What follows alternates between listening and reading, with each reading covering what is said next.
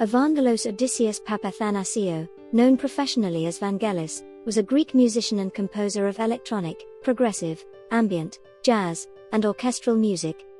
He was best known for his Academy Award-winning score to Chariots of Fire, as well as for composing scores to the films Blade Runner, Missing, Antarctica, The Bounty, 1492, Conquest of Paradise, and Alexander, and for the use of his music in the 1980 PBS documentary series Cosmos, A Personal Voyage by Carl Sagan.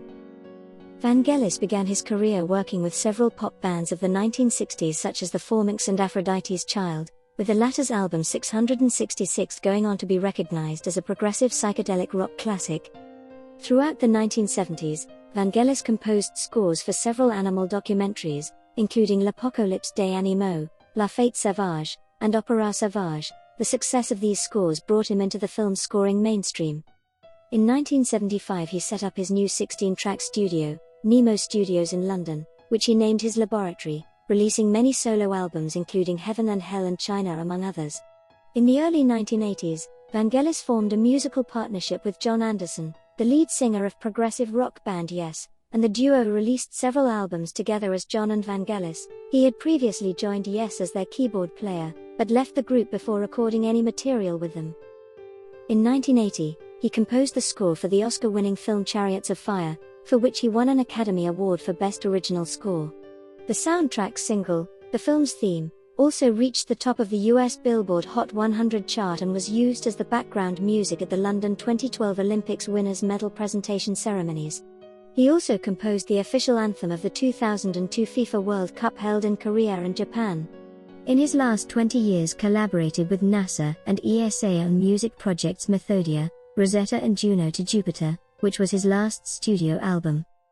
Having had a career in music spanning over 50 years and having composed and performed more than 50 albums, Vangelis is considered to be one of the most important figures in the history of electronic music. For an artist of his stature, very little is known about Vangelis's personal life and he rarely gave interviews to journalists. In a 2005 interview with the Daily Telegraph, Vangelis talked openly about various parts of his life. He stated in the interview that he was never interested in the decadent lifestyle of his band days, choosing not to use alcohol or other drugs.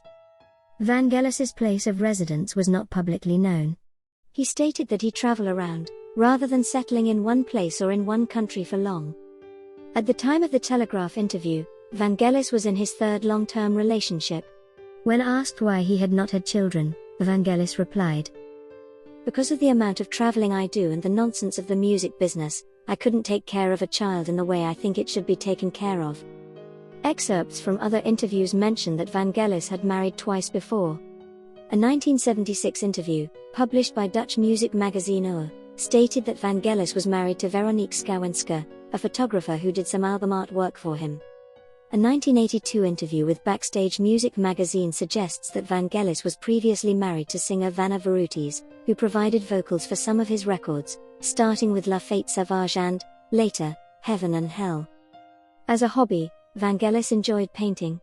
His first exhibition, of 70 paintings, was held in 2003 at Almudin in Valencia, Spain.